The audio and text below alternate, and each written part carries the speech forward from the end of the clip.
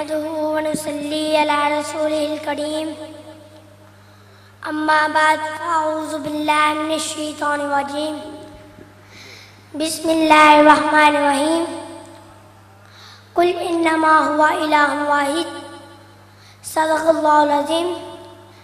یہ نغمہ قلب لالا کا نہیں پابند، یہ نغمہ قلب لالا کا نہیں پابند، بہار ہو کے خزاں لا الہ الا اللہ۔ السلام علیکم ورحمۃ اللہ وبرکاتہ۔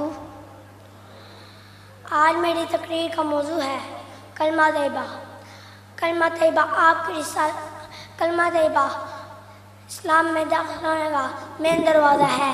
جو شخص کفر سے اسلام میں اور شرک سے توحید میں داخل ہونا چاہتا ہے، وہ سچے دل سے اگر کلمہ طیبہ کو پڑھ لے گا وہ مسلمان ہو جائے گا۔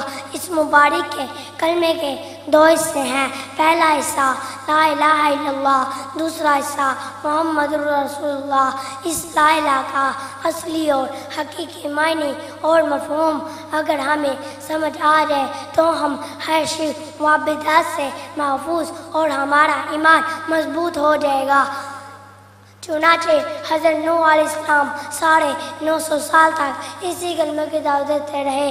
ہود علیہ السلام نے بھی اسی کلمے کی دعوت دی، صالح علیہ السلام نے بھی اسی کلمے کی دعوت دی، شعیب علیہ السلام نے بھی اسی کلمے کی دعوت دی، ادریس علیہ السلام نے بھی اسی کلمے کی دعوت دی، ابراہیم علیہ السلام نے بھی اسی کلمے کی دعوت دی، اسحاق علیہ السلام نے بھی اسی کلمے کی دعوت دی، یعقوب علیہ السلام نے بھی اسی کلمے کی دعوت دی، یوسف علیہ السلام نے بھی اسی کلمے کی دعوت دی، داؤد علیہ السلام نے بھی اسی کلمے کی دعوت دی، سلیمان علیہ السلام نے بھی اسی کلمے کی دعوت دی، موسیٰ علیہ السلام نے بھی اسی کلمے کی دعوت دی، عیسیٰ علیہ السلام نے بھی اسی کلمے کی دعوت دی، اور آخر میں میرے اور آپ کے پیغمبر صلی اللہ علیہ وسلم نے بھی اسی کلمے کی دعوت دی اور فرمایا یا ایھا الناس قولوا لا الہ الا اللہ تفلحوا، اے لوگو لا الہ الا اللہ کی گواہی دے دو کامیاب ہو جاؤ۔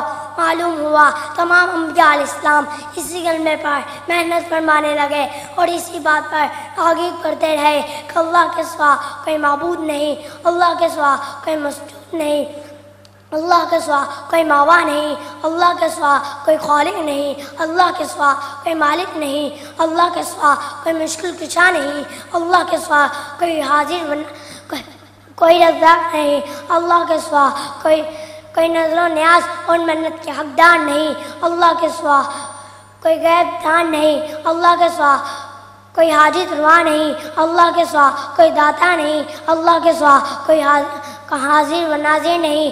الغرض اس کلمہ توحید کی دعوت کے نتیجے حضور صلی اللہ علیہ وسلم نے مصائب کے پہاڑ برداشت کیے، اندام مبارک شہید کرائے، جسم طاہر زخم کرائے، گربار چھوڑا مگر کلمہ نہیں چھوڑا۔ صحابہ اکرام رضی اللہ عنہ لہو لہان ہو گئے مگر کلمہ نہیں چھوڑا۔ اہل یاران رسول اللہ صلی اللہ علیہ وسلم لہو لہان ہو گئے مگر کلمہ نہیں چھوڑا۔ اہل بیت رسول اللہ صلی اللہ علیہ وسلم لہو لہان ہو گئے مگر کلمہ نہیں چھوڑا۔ حضرت بلال رضی اللہ عنہ کو گرم ریت پر گھسیٹا گیا مگر کلمہ نہیں چھوڑا۔